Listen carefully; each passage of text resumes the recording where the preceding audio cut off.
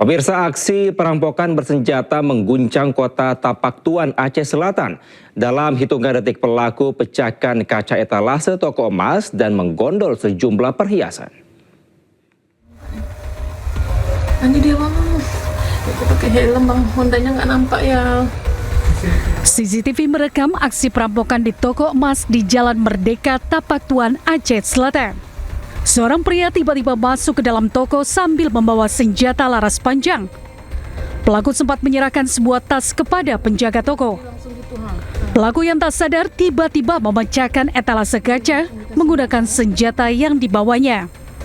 Dalam rekaman, pelaku juga terlihat melepaskan tembakan ke arah etalase sebelum mengambil sejumlah perhiasan emas dan melarikan diri.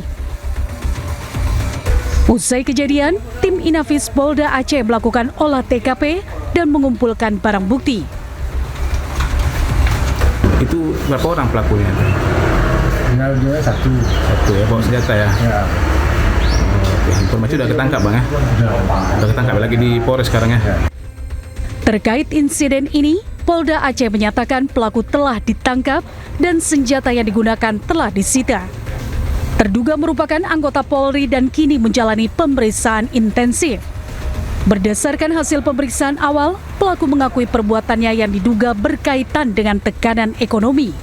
Dari Aceh Selatan, Provinsi Aceh, Ihdar Ivan, iNews melaporkan. Roy Suryo kembali laporkan ke polisi atas dugaan kasus pencemaran nama baik terkait gelar doktornya yang diterbitkan Universitas Negeri Jakarta. iNews Malam segera kembali.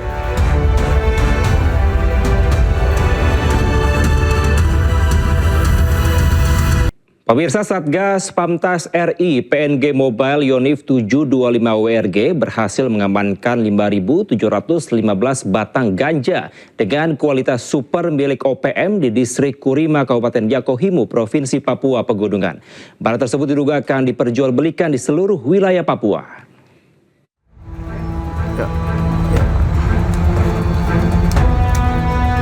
Satgas Pamtas RI PNG Mobile Yonif 725 WRG di bawah kendali Komando Gabungan Wilayah Pertahanan 3 berhasil mengamankan 5.715 batang ganja kualitas super milik OPM dari dua lokasi ladang ganja yang berada di distrik Kurima, Kabupaten Yakohimo, Provinsi Papua Pegunungan. Kuat dugaan barang haram tersebut diperjualbelikan OPM dalam euforia nobar Piala Dunia 2026 di seluruh wilayah Papua, khususnya dalam laga final yang akan berlangsung Senin dini hari nanti. Pengungkapan merupakan hasil penyidikan yang dilakukan secara bertahap melalui pengumpulan informasi di lapangan. Didapatkannya 5.715 batang pohon ganja ini menunjukkan bahwa informasi yang selama ini kita dengar dan fakta di lapangan beberapa waktu yang lalu, OPM dengan sengaja membudidayakan ganja-ganja ini dan memaksa masyarakat untuk menanam ganja di pekarangan rumahnya. Letjen TNI Luki Avianto menegaskan, TNI akan terus bersinergi dengan sejumlah pihak untuk mencegah peredaran narkoba di Papua. Dari Timika, Papua Tengah, Nathan Making, iNews melaporkan. Pemirsa, seorang siswa SMK di Takalar, Sulawesi Selatan terkena busur panah di pahanya usai mengikuti masa pengenalan lingkungan sekolah. Polisi kini selidiki identitas belasan pelaku penyerangan di sekolah korban.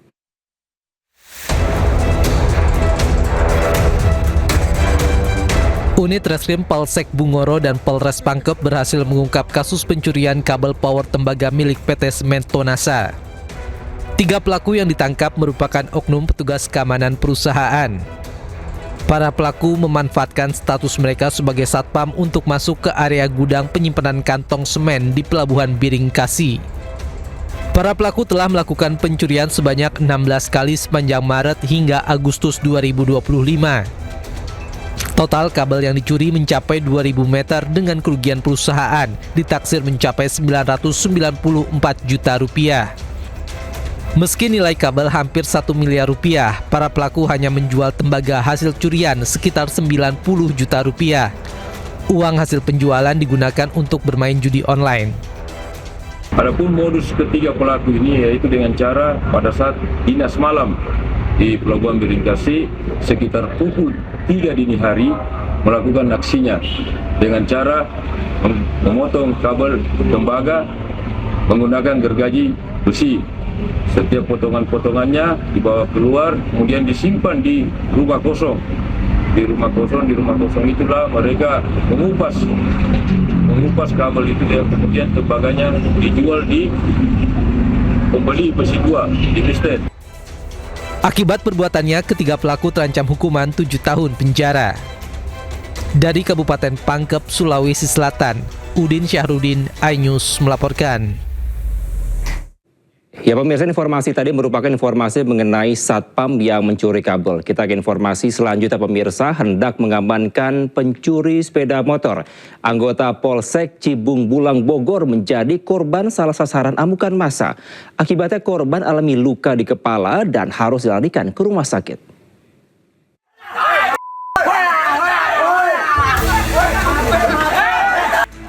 Bribka Hikmah Hidayatullah dikeroyok massa saat hendak mengamankan seorang pencuri motor di Desa Gunung Picung, Pamijaan, Bogor.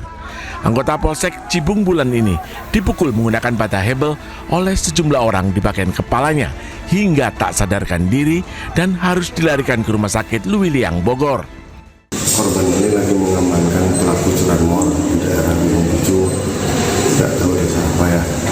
Mengamankan keadaannya maghrib dan hujan lebat, tiba-tiba ada warga yang Keluarga korban berharap pelaku penganiayaan terhadap Bribka Hikmah bisa segera ditangkap. Dari Bogor, Jawa Barat, Wildan Hidayat, iNews melaporkan. Anda masih di iNews Malam pemirsa, tidak seperti rekannya Don Rito setelah menjadi tersangka dan diperiksa penyidik, ex-Jampitsus Febri Ardiansyah masih berkeliaran.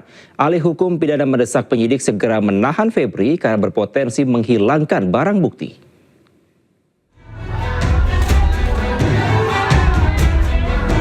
Ex-Jampitsus Febri Ardiansyah dan Don Rito telah resmi ditetapkan sebagai tersangka mega korupsi dan pencucian uang. Setelah jadi tersangka, advokat Don Rito langsung dibuih di jeruji besi. Namun, tidak dengan karibnya Febri Ardiansyah. Walaupun penyidik Kejagung telah memeriksa 11 jam dengan 18 pertanyaan, ex-Jampitsus itu masih bisa melenggang bebas. Kuasa hukum Febri berdalih keputusan penyidik tidak menahan kliennya sudah tepat. Alasannya, Febri sudah bersikap sangat kooperatif. Tidak ditahan karena memang Anda sudah melihat sendiri. Anak SD pun mengatakan bahwa itu bukan tindak pidana, belum ada bukti. Kami sudah mengajukan permohonan untuk tetap tidak ditahan. Satu, tadi dengan alasan karena beliau ini begitu ditetapkan tersangka mengundurkan diri, itu artinya kooperatif. Pakar hukum pidana Abdul Fikar Hajar tampaknya tidak sependapat. Menurut Fikar, sebagai mantan Jampitsus, Febri justru harus ditahan karena berpotensi menghilangkan barang bukti. Nah, menurut saya dengan kedudukannya seperti sekarang ini, ya atau mantan Jampitsus, potensi itu ada gitu. Dia setiap hari bergaulnya dengan perkara. Jadi cara apa yang dia gunakan itu pasti dia udah ngerti gitu. Nah, karena itu menurut saya kekhawatiran dua ini sebenarnya menjadi pertimbangan utama untuk melakukan penahanan. Protes juga disampaikan Handika Hanggowongso. Pengacara Don Rito itu menolak kliennya ditahan dengan alasan tidak ada kaitan dengan kasus yang tengah diselidiki. Proses serah terima kami ikuti dengan seksama. Alhamdulillah berjalan lancar. Namun yang membuat kami shock, klien kami, Pak Idon, langsung ditahan. Walaupun diduga bekerja sama mengkorupsi uang negara, namun perlakuan hukum yang diterima Don Rito dan Febri Ardiansyah nampaknya berbeda. Padahal sebelumnya, Kejagung sudah berjanji akan menangani kasus yang menyerat Don dan Febri secara adil dan transparan. Tim Liputan iNews melaporkan. Pemirsa, terungkap uang 476 miliar rupiah dan 74 kg emas batangan yang ditemukan polisi di rumah Febri Adriansyah adalah milik Don Rito. Namun benarkah uang dan emas sebanyak tersebut hanya milik Don Rito seorang?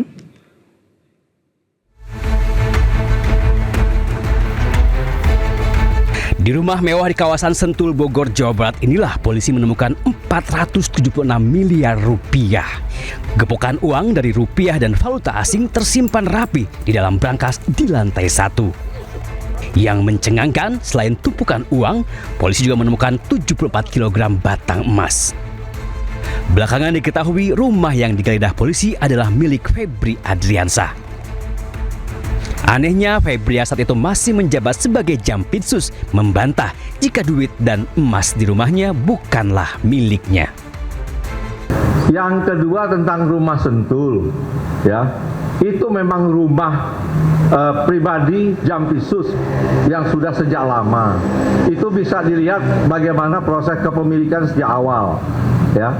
Dan mengenai uang tadi kan sudah saya jelaskan yang ditemukan. Bahwa itu ada pemilik, ya, bahwa itu ada kegiatan, ada orang-orang juga terima kegiatan, itu bisa juga ditanya, kemudian juga ada beberapa kegiatan bangunan yang bisa dicek. Semua kami yakin dapat dipertanggungjawabkan dengan benar. Tak lama si pemilik rumah akhirnya mengundurkan diri sebagai Jampitsus. Bersama rekannya Don Rito, polisi menetapkan keduanya sebagai tersangka korupsi dan pencucian uang. Tak lama muncul pengakuan dari Don Rito. Melalui pengacaranya ia mengaku jika 476 miliar rupiah dan 74 kg emas di rumah Febri adalah miliknya. Tahun 2024, Pak Idon meminta izin membangun brankas. Fungsinya buat apa? Untuk menaruh barang-barang berharga.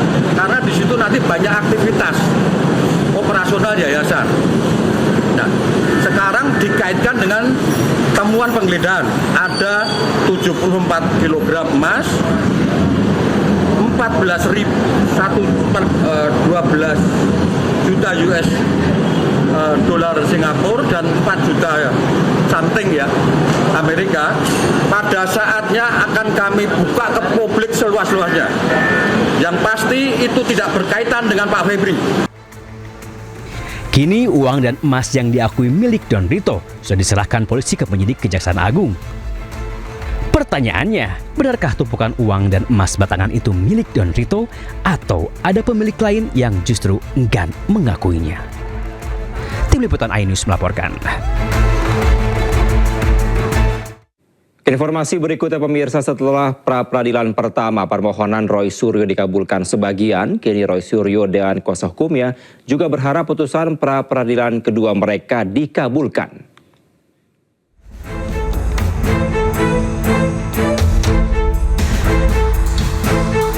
Senin 20 Juli Pengadilan Negeri Jakarta Selatan akan membacakan putusan pra-peradilan kedua Roy Suryo. Pra-peradilan kedua ini diajukan Roy Suryo untuk menilai keabsahan penetapan status tersangkanya yang menggunakan pasal 32 Undang-Undang ITE. Sebelumnya pada sidang pembacaan kesimpulan Kamis 16 Juli, Roy Suryo meminta Hakim Tunggal membatalkan surat perintah penyidikan sprindik yang dikeluarkan Polda Metro Jaya. Jadi artinya dengan adanya fakta-fakta ini termasuk fakta-fakta persidangan ahli dan tidak ada saksi di pra-peradilan yang kedua, kami mohonkan kepada Hakim Tunggal itu untuk menggunakan benar-benar pikiran dan kebijakannya, karena hakim itu kalau sudah menyampaikan putusan itu adalah putusan yang harus diikuti oleh semua pihak, dan moga-moga itu akan menjadi keputusan yang terbaik pada hari Senin tanggal 20 Juli tahun 2026 jam 1 siang. Meski pembahasan terkait penetapan tersangka Roy Suryo alot, kuasa hukum Roy Suryo Abdul Ghafur Sangaji berharap hakim mengabulkan permohonan kliennya. Karena berdasarkan ahli yang kemarin dihadirkan oleh Polda Metro Jaya, ahli justru tidak mampu menguraikan apa yang disebut dengan bukti surat atau alat surat dokumen elektronik dalam konteks pengenaan pasal 32 dan pasal 35 Undang-Undang ITE.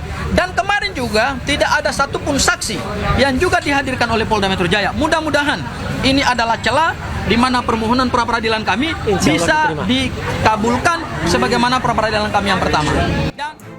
Sementara saksi ahli pidana yang dihadirkan Polda Metro Jaya, Profesor Erdianto Effendi, membantah pernyataan kubu Roy Suryo. Ia menilai permohonan pra-peradilan Roy Suryo berpotensi akan ditolak karena substansi tuduhan berkaitan Undang-Undang ITE tidak bisa masuk dalam pra-peradilan namun di pokok perkara. Nah, jadi biarlah hakim pra-peradilan, dalam hal ini hakim tunggal, Pak Ketut, yang akan nanti memutuskan ya apakah keberatan yang diajukan oleh pemohon terhadap penetapan tersangka atau pemilihan pasal itu sesuai atau tidak. Tapi tadi terkait juga pemilihan pasal, saya bilang pemilihan pasal itu sepenuhnya kewenangan penyidik dan penuntut umum. Ya. Bahwa kalau mereka merasa keberatan dengan penerapan pasal tertentu, sarana penyelesaiannya bukan di pra-peradilan, pokok perkara. Di pokok perkara, di eksepsi nanti. Ketum militan Gibran Andi Azwan menilai seharusnya Roy Suryo tidak perlu mengajukan pra-peradilan dan langsung ke pokok perkara seperti yang dilakukan Dr. Tifauzia Tiasuma. Saya katakan bahwa Roy Suryo itu pengecut, ya, karena apa yang dilakukan oleh Dr. Tifa itu masuk ke pokok perkara, itu adalah seorang gentlewoman ya, ya kan? Artinya berani untuk melakukan dan mempertanggungjawabkan apa yang dia lakukan, yang dia kerjakan, dan yang dia yakini. Roy Suryo pun kembali mengajukan gugatan pra-peradilan untuk yang ketiga kalinya menuntut ganti rugi proses hukum terkait kasus dugaan fitnah ijazah Jokowi. Dari Jakarta, Tim Liputan iNews melaporkan. Merasa kehormatannya diserang, organisasi pendukung Wapres Gibran-Gibranisti laporkan Roy Suryo ke polisi. Tidak mau kalah merasa ijazah dokter diragukan, Roy akan lapor balik pendukung Gibran.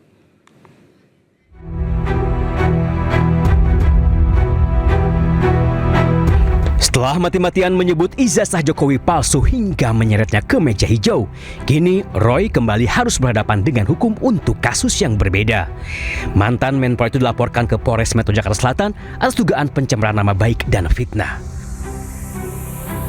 Pelapornya tidak jauh-jauh dari lingkaran keluarga Solo, yakni Taufik Bilfaqih yang tak lain Ketua Umum Gibranisti.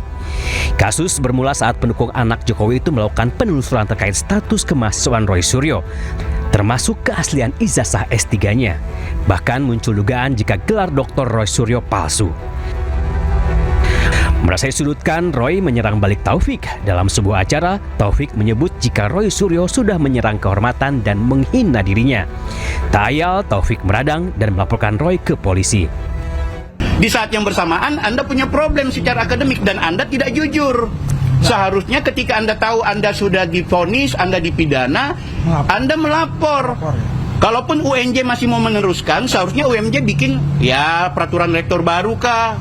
Khusus RS, nggak apa-apa dipidana, boleh lulus. Roy Suryo membantah keras tudingan yang menyebut gelar doktornya palsu.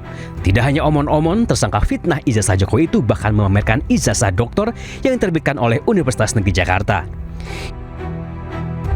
Inilah ijazah asli yang saya dapatkan dari Universitas Negeri Jakarta sah. Di sini ada embosnya, ya, tuh ada embosnya. Ada juga watermarknya. Dan ini bukan ijazah, lintasan stempelnya jelas. Dan ini bukan ijazah baru dicetak di Pasar Pramuka dekat dengan UNJ, enggak. Tidak hanya menunjukkan ijazah S3-nya, Roy juga berencana akan melaporkan balik Taufik ke polisi. Tim Liputan iNews melaporkan. Masyarakat Indonesia antusias menyambut final Piala Dunia 2026. Sejumlah tempat adakan nonton bareng. Selengkapnya usai jeda hanya di iNews.